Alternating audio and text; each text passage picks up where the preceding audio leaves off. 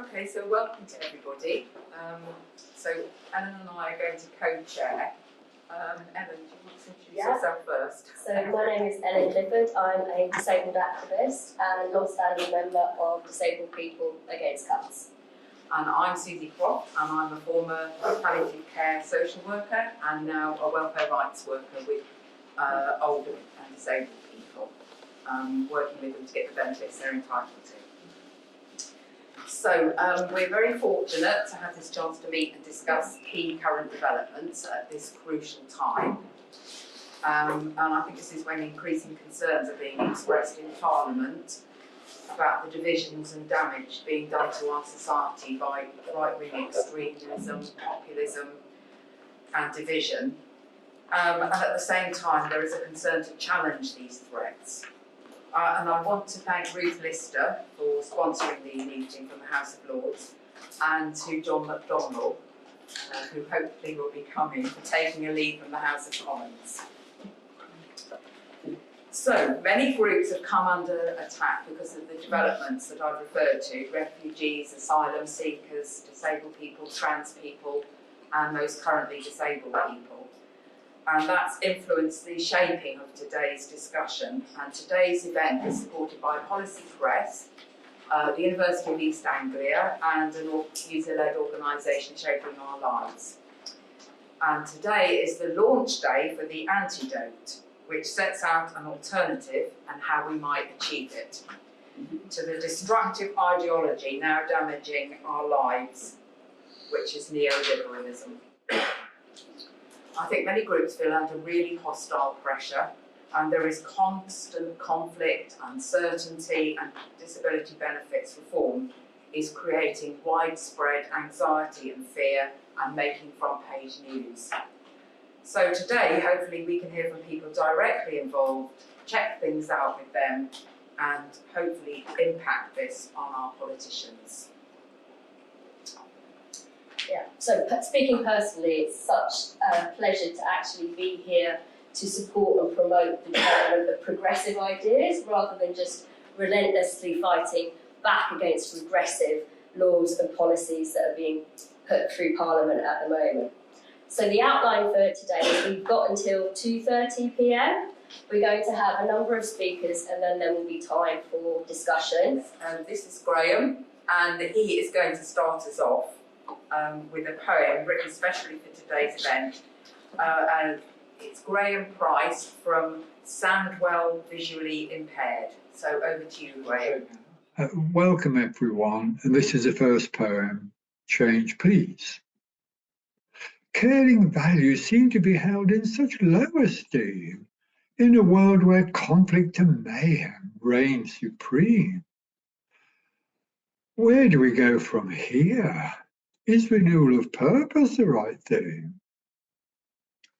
Let's start by adapting political stance and policy practice, by giving people-powered movements their rightful status, and addressing the ever-widening inequalities, by any measure senseless.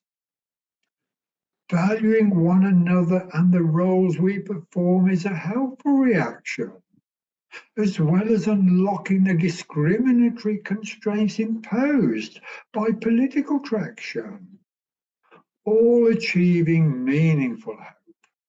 The antidote in action. Thank you. Thanks, Graham. So now straight over to Peter Beresford, who is the author of The Antidote, who's going to introduce issues here today, setting the scene. Thanks, and over to you. Thanks very much, Ellen. So let's get something clear to start with. The imposition of welfare benefit cuts is not narrowly about whether a lot of disabled people are scroungers or frauds, or that we can't afford welfare benefits. It's about an ideology, neoliberalism, that's been committed to spending less on supportive public services and more on redistribution to an overclass of individuals and corporations, and has long used stigmatising people on benefits as one means to its regressive redistributive ends. We also need to remind ourselves how much has changed in our personal lives. in a different direction though. When I was young, a woman was said to be a spinster on the shelf if she wasn't married to a man by 30. It was not a crime for a man to rape his wife until 1991. And if a woman had a child, quotes, out of wedlock, then she was made an outcast. It was stigmatised as illegitimate or a bastard, and the pressure was on for it to be removed from her. There were signs for rented accommodation in newsagent windows that said, no dogs, no Irish, no coloureds. Men went to prison for being gay. Disabled people were routinely institutionalised, excluded from school, and many seen as incapable of mainstream life and relationships, with researchers dismissing them as, quote, social parasites. Now, no one's suggesting, least of all me, that issues of discrimination and oppression have been cracked, but our personal politics, our roles and relationships with each other have unquestionably moved on massively since then, nationally and also I think we can say globally. Yet our formal politics seem to have been moving in the opposite direction, with hate and discrimination encouraged against asylum seekers, refugees, disabled people, mental health service users, Muslims, trans people, people on welfare benefits and many more. Paradoxically, as our formal politics increasingly seek to alienate us from each other, ourselves, and especially strangers and people who are seen as different, from our own and others' rights, nonetheless we have seen an increasing equalisation of our personal roles and relationships. And that's the point. The political lessons we've been learning in our personal worlds may offer us a route to reform the formal politics we now increasingly live under. That's the point of my book, The Antidote. What's happening is not all one-way traffic to more conflictful, negative and destructive politics and international relations, with the rise of far-right populism and unrestrained neoliberalism. There's been a fight back internationally in our personal politics that's progressive, humanistic, social justice and equality-based, despite the rise of powerful, unaccountable 1%, the unaccountable 1% damaging rights and democracy.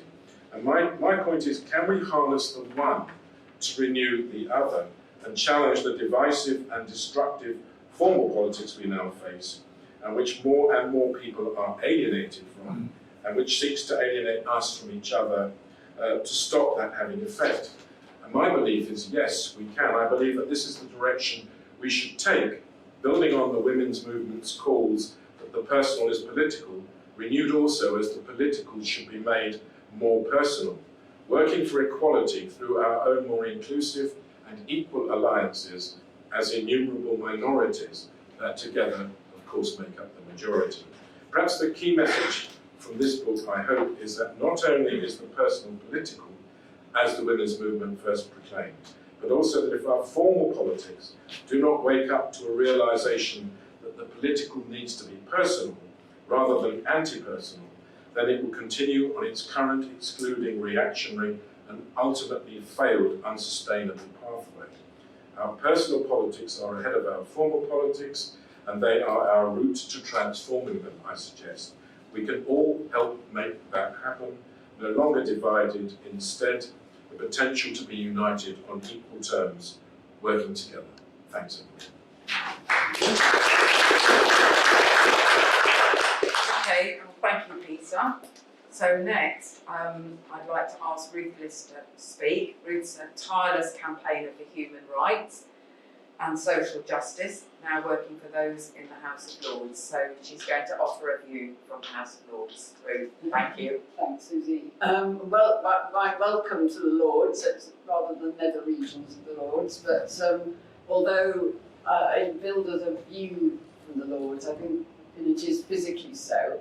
I think I've read this book more than I call my Compass spectacles on. And Compass is a left-of-centre organisation that basically works towards a good society. And I think particularly parts 2 and part 3 of Peter's book, to which I wrote the foreword, offer a compass for thinking and talking about how we build a good, or at least a better society. And I like very much the emphasis in it on the importance of means as well as ends in politics, learning, as Peter said, personal relationships, and from the myriad groups that many of you may represent, working to effect change on the ground, including, of course, disability groups. And I very much liked Peter's feminist aim to unite the personal and political in an empowering and emancipatory way. And in my foreword, I quoted from Jacinda Ardern, former Prime Minister of New Zealand, who demonstrated how it's possible to be a different kind of leader, with an emphasis on what she called our daily acts of kindness. And at a time when so-called woke politics has come under attack, I think the book offers a more nuanced account, which recognises that we all have multiple identities, and the intersecting nature of those identities, which point to what I called in my earlier academic work on feminist approaches to citizenship, a politics of solidarity in difference. So as I'd expect from Peter, there's a strong emphasis on participatory politics and policy making. And what he has to say about co-production is particularly pertinent given the promise that the PIP review will be co-produced with disabled people and their organisations, reflecting the strength of their campaigning against the original Universal Credit PIP bill, now shrunk to just the Universal Credit Bill, which we are debating in the Lords next week, but we won't be allowed to do anything with it because it's being treated as a money bill. But I thought it just worth reading out the principles that Peter put for co-production, because it might be quite useful when it comes to engaging with the government. Value all participants and build on their strengths. Develop networks of mutual support. Do what matters for all involved.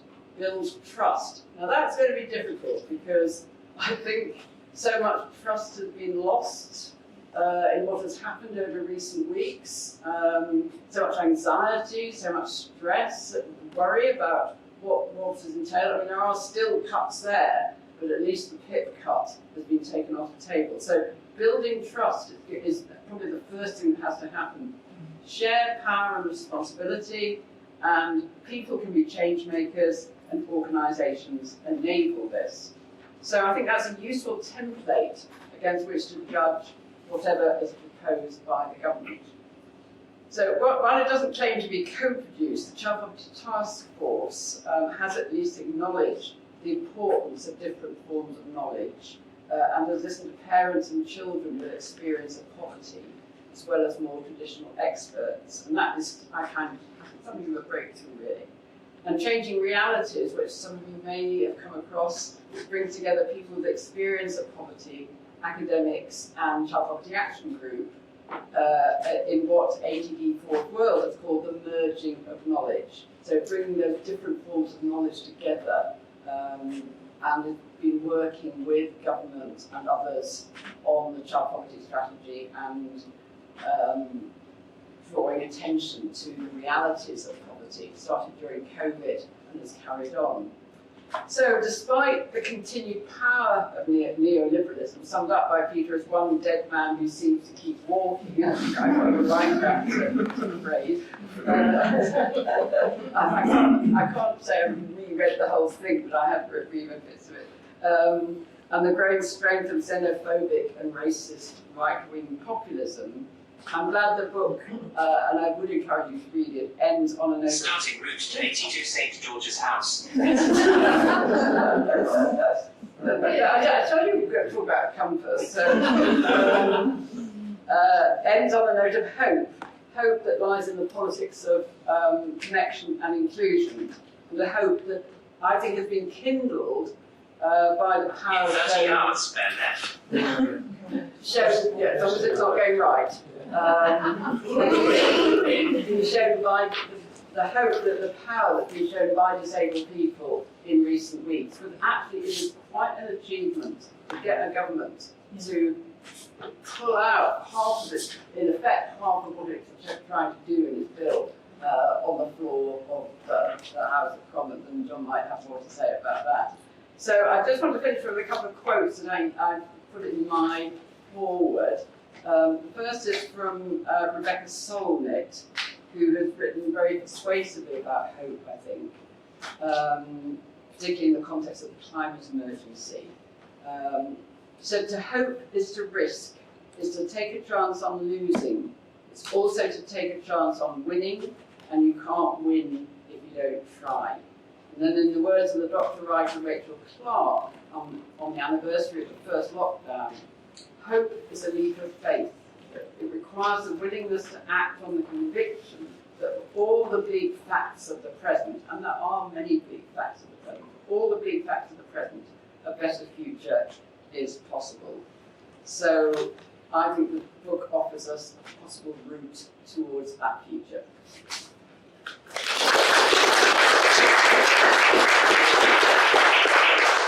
So many thanks, Ruth. So now I'd like to take us straight over to John McDonnell, MP, whose tireless work in partnership with deaf and disabled people's organisations contributed largely to the gutting of the UC and Pit Mill last week. So thank you, John, to offer a view from the Commons. Peter sent me the PDF of the book to read. I can't stand reading on PDFs, actually. I got through it, and I see that what I sent back as a quote is on the back of your leaflet. This is remarkably eloquent for me. At that stage, there were two issues, as you saw from the quote, that I was really worried about, and has been mentioned. One was the rise of the far right across Europe in particular, and in America, but then also here. I thought that people need to be woken up then to the potential consequences of a far-right government in this country, which some people think is just pure speculation, but if you look at the opinion polls now, is a real threat. And the other element of it was corporate capture of government, and I was worried about some of the policies that were being pursued by the Starmer administration, and reflected some of the influence, particularly of the finance sector in this country, which has dominated our economy for so long.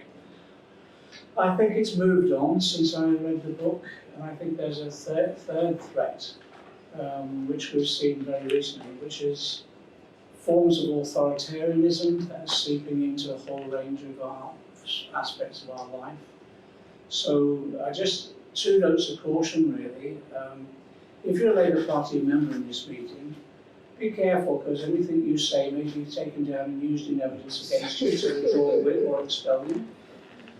And the second is, if you mention Palestine, as we saw in Kent yesterday, in whatever context you can be arrested because of the prescription. I never envisaged that we'd be prescribing a protest movement as a terrorist organisation in this country in that way. So I think things have moved on, and it makes the relevance of the book even more significant, because in these coming struggles, I think there's an extreme demand for people to come together and think through what we're up against, what we're facing, and what avenues that we've got through all our different relationships and organisations and potential organisations that we can use to combat those three threats: the rise of far right, of corporate capture, and now this authoritarianism. And the interesting thing as well, in reading Peter's book, he set out the principles of how you can work together. And I think the principles that many of us have used, but it's good to have it succinctly written in that way, because it does create an agenda of how you establish relationships. But what's interesting is there seems to be a new wave building at the moment. I'm an eternal optimist, but I just get the impression there's a new wave building at the moment, where people are waking up to the seriousness of what we're facing and what we could potentially face in the next 5 years. And as a result of that, people are feeling the way forward in terms of new organisational forms, in terms of new campaigns and struggles. And I think one of the things that we can do when we leave this meeting is trying to ensure that in those discussions, we're very tentative at the moment, in those discussions that take place, we try and put into their discussion the principles that Peter has elaborated in his books. And I think the new wave that's coming, and I think the new wave that's coming will swamp the existing institutional arrangements of our politics. That's my view. Because people, it's a combination of almost despair at times, as I put in my quote, but also a rising sort of frustration, some of that building into anger as well. And I just think people thought, after 14 years of austerity, and it's continuing on now, unfortunately, in many respects, enough's enough, really. They're not taking it anymore. And people have been incredibly creative. This morning, I was with a group they're based at Pluto now, the Left Book Club, which has thrived in the 1930s, over 57,000 members, and had all these groups across the country. It started off again a few years ago, and now what they're doing is exactly the same. They're launching local groups around the country because they're building up their membership. And they're publishing books, often, they're publishing them extremely cheaply, and they're books that have been published elsewhere, but they're just trying to inform the discussion at the local level, so that you can learn from the struggles that have taken place in the past and currently as well. And you don't have to always reinvent the wheel, but you can adapt the wheel. And I just thought that's a good example of what's going on out there. And I go around the country doing different meetings, boring the hell out of people, but they literally, maybe it's me, but I'm coming across so many initiatives like that are taking place. When people are thinking creatively, actually the formal politics has let us down at the moment, what can we do? And that is beginning to feed into the formal politics as well. Because we wouldn't have won those votes in the House of Commons and won the thing around the legislation. It's still appalling legislation, but we wouldn't have gone that far if it hadn't been quite a mass movement, mobilisation right the way across the country of different organisations, disability campaigning groups, trade unions, Labour Party members, but also much wider than that, religious groups and whatever. And so I think there's a potential for all sorts of combinations and initiatives now. But I want to, when I get involved in that, I want to just suggest that actually there are some principles that could be invaluable for our discussions about how to move forward, and here they are in Peter's book. I think that's what I want to say, because I just think now we're on the edge. We're on the edge of either going darkly backwards or on the edge of having quite a significant breakthrough. And I think our job is to make sure it's a significant breakthrough, but on the principles that people set down. Thanks.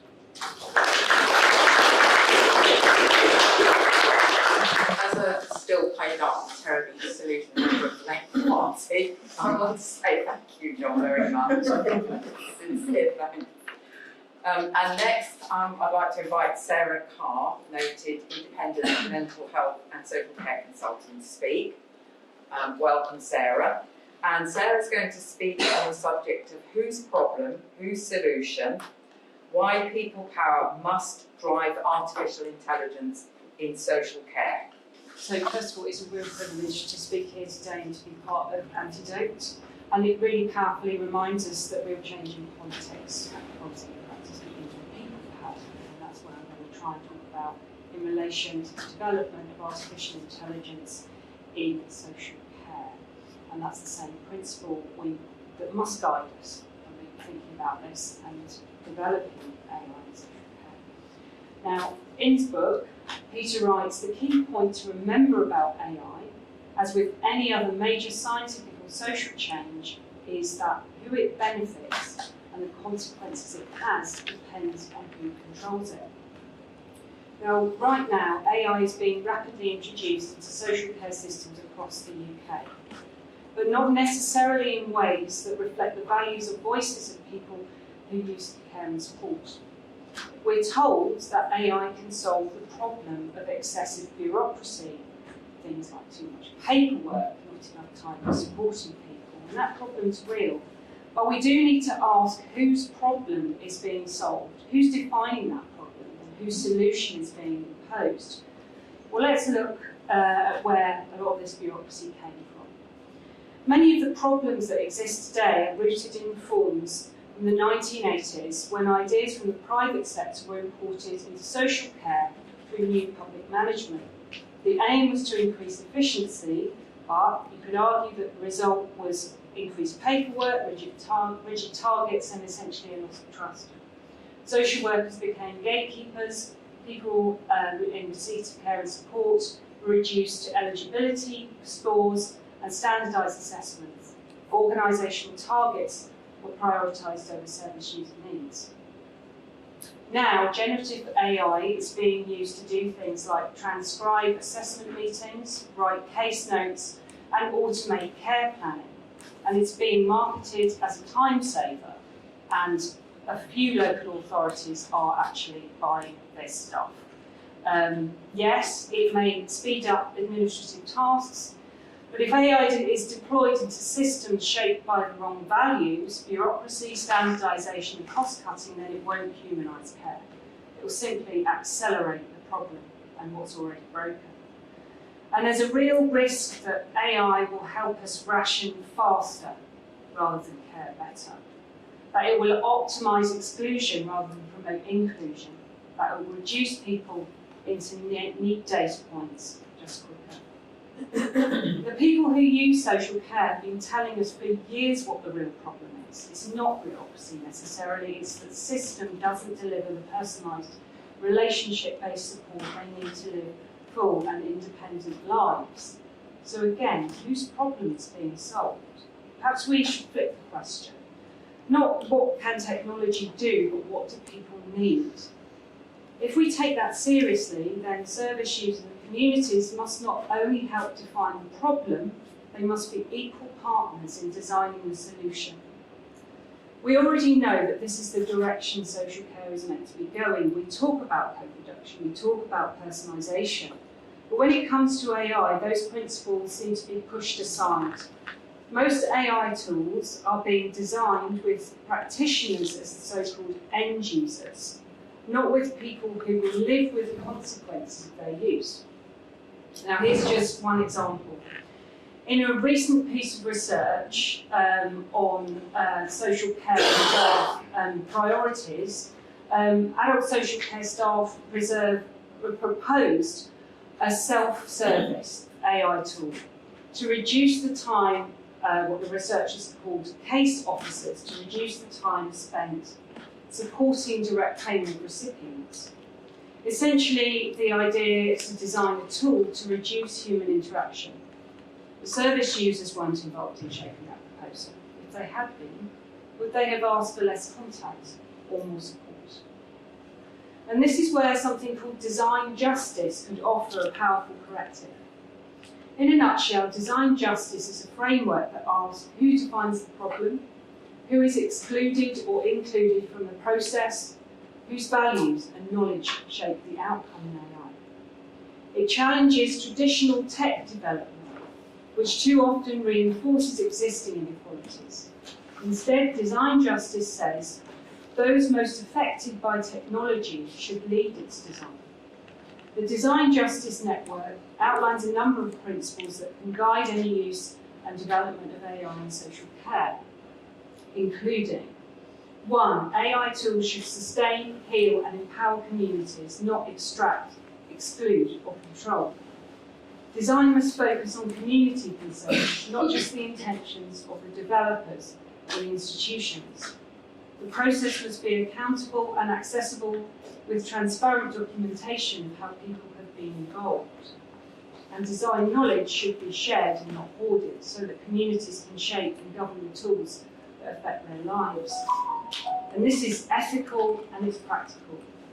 When we involve service users early through approaches like co-production and things like what's called experience-based co-design or design thinking, we're far more likely to create tools that actually work, perhaps, that solve the right problems, that enhance, not replace human relationships.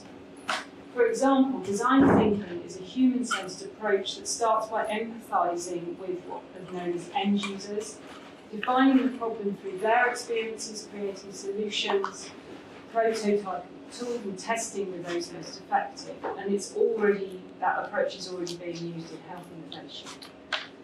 So I don't know if we have to choose between technology and humanity, but we do have to choose what kind of technology we build and who we build it with. If AI is to have a place in social care, it must be co-designed by the people whose lives and rights are on the line, not just to tick a consultation box, but to shift power. To make sure the values of social care, dignity, choice, control and equity are baked into every line of code, every process, every policy. Because the real danger isn't necessarily that AI is coming, the danger is that it's already here and being shaped by the wrong priorities.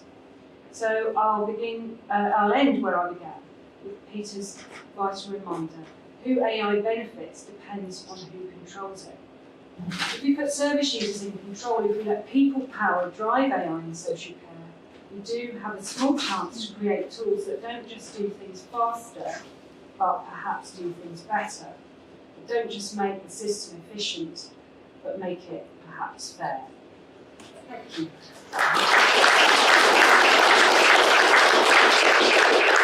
Thanks, Sarah, that was so powerful and really thought-provoking. So now, last but certainly not least, from an organisation whose name sums up the spirit of today, Breaking Out of the Bubble, with Jen Taylor, Gina Barrett and Vic Forrest. So over to you. Hello, you're all from Breaking Out of the Bubble. My name is Jennifer Taylor. Do you want to say your name? My name is Georgina Barrett. And I'm Vic Forrest, and we're all from Breaking Out of the Bubble. Breaking Out of the Bubble is here to support people with learning difficulties to have a better life. You will say something about that. Breaking Out the Bubble is it's an organisation which I named. So we help people with learning difficulties to come out of their houses. We literally influence and have an organisation to work in the way a person with a learning difficulties want to work. So that's why the name is called Breaking Out of the Bubble. And other organisations don't have that chance to do it the way we do it, but we always say that we want them to work the way we work. So if we got meetings, then they will help us with our meetings and do 50-50, like literally do things together. So that's why it's called Breaking Out the Bubble. And we also have our management committee meetings, and we also run Let's Dance and have a radio show. And we also do a lot of training the police in Peckham, and doing all kinds of stuff, and training, we are training, which is all about us. And that's to do with us, because people with learning difficulties need to have a better life, for the better and for the future. And I've noticed quite a lot of society that looks down on people with learning difficulties quite a lot, which we don't like. And we like to be respected and to be friendly, and people trying to be nice to us and everything else, and live our love for the better. Yeah, we all live our lives to the fullest. So we always say everybody who's got learning difficulties or disabled must live their life to the fullest, because we do it. Breaking Out of the Bubble does it, so we want them to do it as well. How is Breaking Out of the Bubble who has the power? We have the power because we know how to run an organisation for people with learning difficulties, and we also know how to tell people to stop treating us like we're stupid and we're not, because we can do things for the better. Yeah, we have the power to tell them what we want them to hear. So literally, we will go to other organisations and tell them what we want to hear, what they entitled to. So with us, we just literally go to other organisations, because sometimes they want our support. So we help them to work the way we work. So it's like a model. So literally, we just go and sell our model, and lots of people don't want to ask to do it, because We know how to talk it, we live it, we talk it, and that's what we do. Inside of our organisation, Gina and Jennifer, how does the organisation run, and who has the power inside the organisation? We have a managed committee meeting, so literally they have the power, and we have the power as well. But whatever we discuss it always has to go to the managed committee meeting, so they will have the final word. We have a word, but they will have the final word. Who's on the management committee, would you say? People with learning difficulties, and everything has to run through us. So the people that go from the management committee, the people with learning difficulties, it runs by us. They have to ask us first if they can go through what they do. And we'll tell you some of the different organisations we work with. We worked with the police, we've worked with doctors, basically we train the doctors to work the way we wanted them to work. So we train the doctors, we train organisations, and lots of people want our training because they understand. We, breaking out the bubble, people know how to relax with. So they always want our training and say, oh, can you train us? Because it is how to work with people with learning difficulties. And it's like, and we say, yeah, we can do it at the back of our heads, which we can. So, and we've changed it, we've done it, wore the t-shirt, so yeah. We also we're trying to work with funders as well, because funders don't get back to us. And they don't tell us when we get the funding, and they don't tell us. And every time we bring them up, they don't listen to us. So you know, it has to be from them, and this is why we're trying to train. We've got some money from Trust for London Social Justice Fund to work on looking into how funders can work better with people with learning difficulties. And that's why, because every time I've noticed, right, the funders don't get back to us and don't tell us when we get the money, the funding, and that mess up. So we want them to come to our office at 336 to tell us that we've got the funding, yeah, because they should know, and then we can face to face, and tell them that you want the funding. Yeah. Jamie from Trust for London, she's so helpful. Jamie is the one funder that we love. Because she always gives us advice, and we like to pick her brain sometimes. So literally, we would go to her, bring her up and say, "Oh yes, that's a good idea." So she gives us advice. So we love doing picking brains, and she's a great funder to work with. You don't get funders like that. So that's why we don't mind Jamie, because she will go to heaven and earth for us, and so we will do the same thing. But other funders don't work. I've worked with other funders as well. So, and they don't get back to you because they don't understand the model of literally breaking out the bubble and stuff like that. And I'm like this, why don't you get it? Because it's easier for us.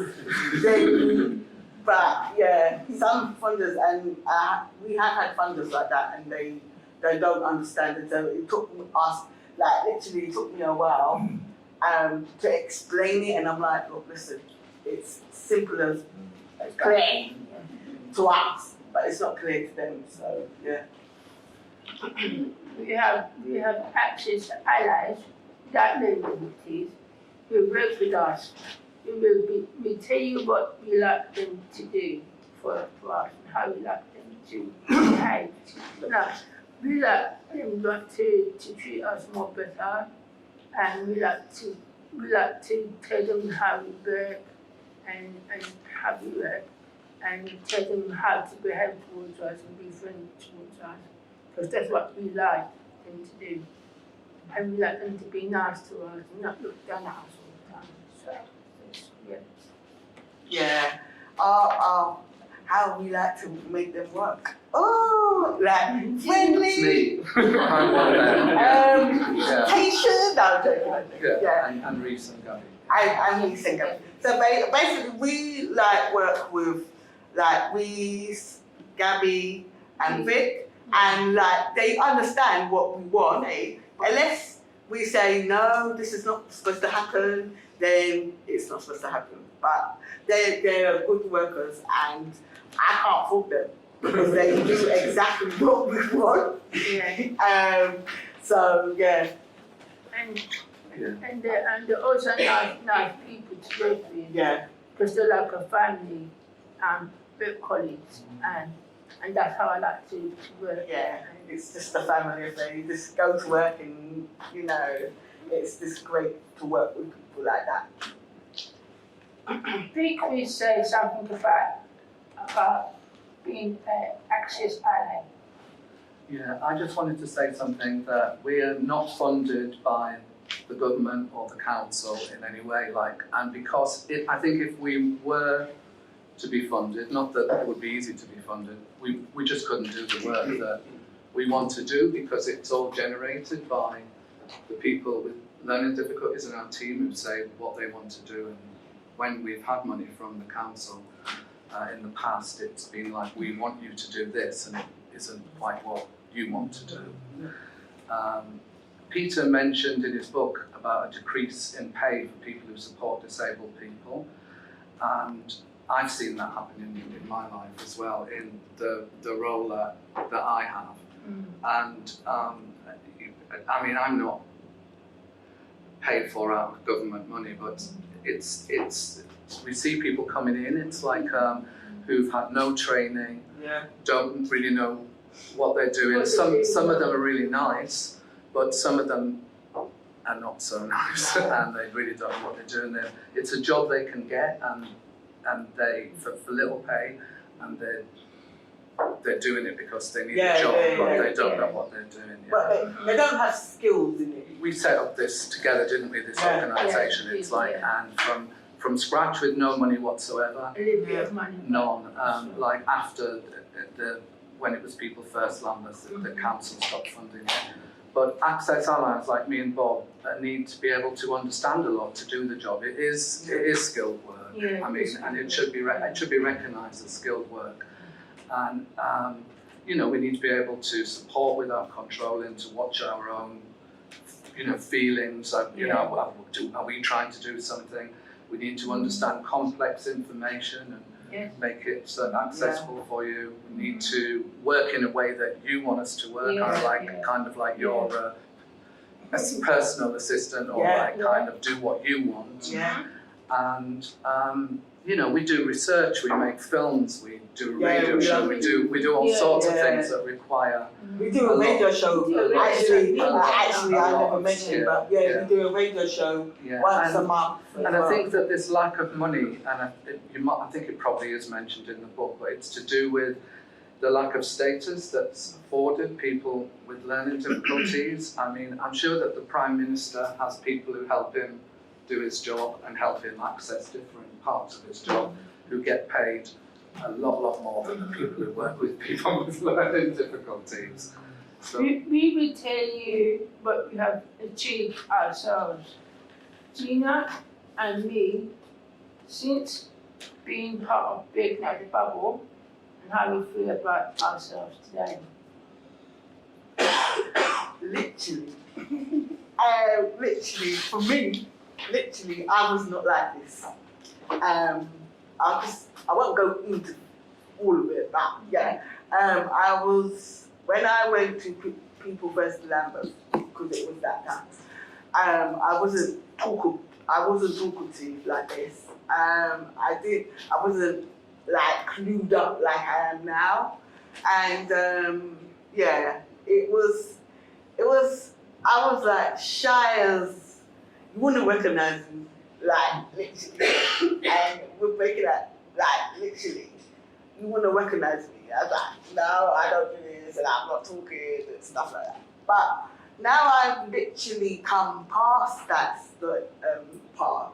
I can just talk, say what I want. I've talked quite a lot in my life, and since I've been part of Pregnant Bubbles, I've done quite a lot of meetings. I've done songs on groups like Sky and Saving Our Lives, and done a presentation in front of a lot of people, telling them my life story, and they liked it very much, and they didn't know that I was talking in front of them, because I like to do a lot of talking and doing a lot of presentations, telling them how it is to treat people below the more better.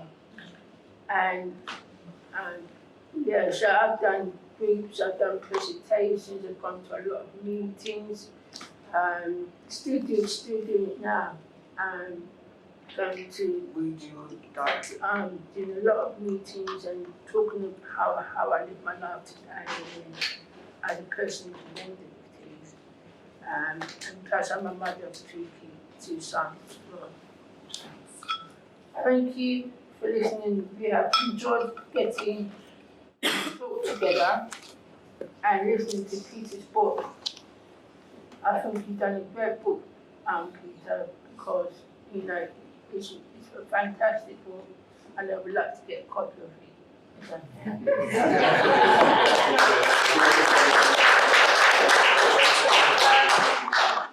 Yeah, that is a great book. Peter wrote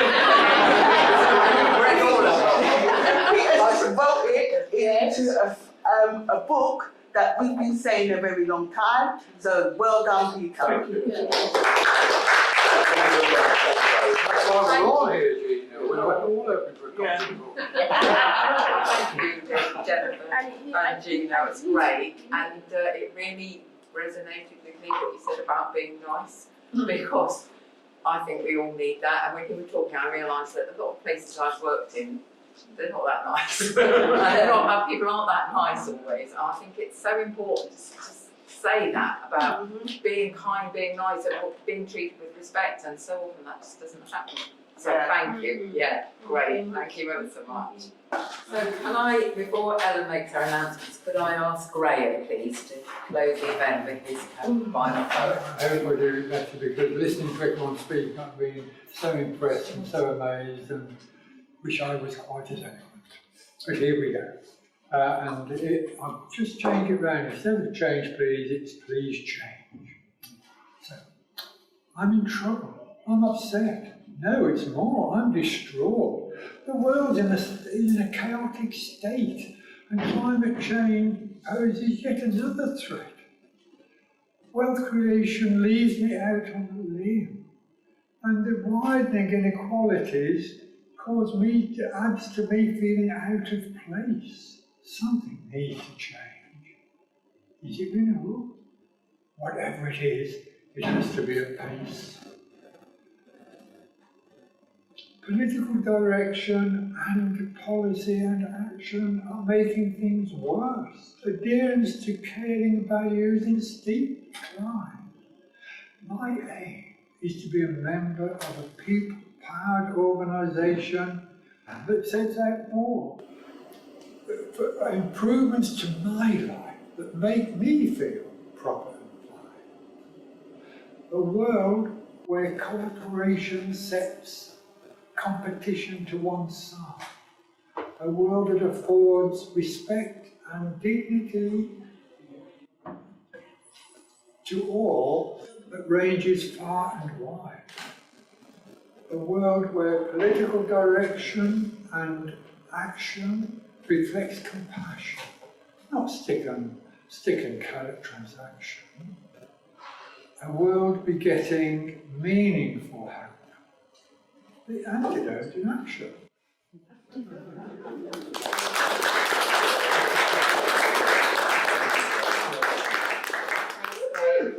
I'm pleased I got that one out. What was rather sad is that I missed the most important line, or messed it up, which was by giving people-powered organisations their rightful status. because what Jenny and Gina and Vic have outlined to us today is just what they've done to ensure they do get rightful status, and then we learn a lot from that. Thank you very much. Can I just finally, just as the initiator of this in a sense, say thank you to everyone who's come, particularly thank you to Policy Press, of course, and particularly thanks to John and to Ruth, who have been such a strong support. And it's cheering. I shall go home feeling better. I hope other people can say the same. But thank you, everybody. Thank you. Thanks, Peter. So in the spirit of creating new and stronger networks, there are just a couple of announcements and information I wanted to share with people. So the first is that because benefit cuts against disabled people have come up a few times today, there is an anti-benefit cuts coalition which was founded by Disabled People Against Cuts, DCS Union and John, which brings together a wide range of deaf and disabled people's organisations, voluntary sector organisations and trade unions, sharing ideas and coordinating activities. So if any other organisations here who are not involved would like to get involved, you can contact DPAC through mail@dpac.uk.net. And I was actually talking to the facilitator, a colleague of mine, Meg Thomas, just this week, suggesting the next meeting should perhaps focus on building community movements. The other thing to let people know about is a conference that's happening this Saturday, the 19th of July, between 10 and 5 p.m. at Hamilton House near King's Cross. It's hosted by Claim the Future, and it's going to be on the topic of Labour in Government 1 year on. You'll be able to hear John McDonnell speak, Kate Pickett, Prem Seeker, and Asad Raymond. You. Oh, well, I'm me, but I don't think we've been off, John. We want more. Thank you to all our speakers, and thank you to everyone for coming. Thank you.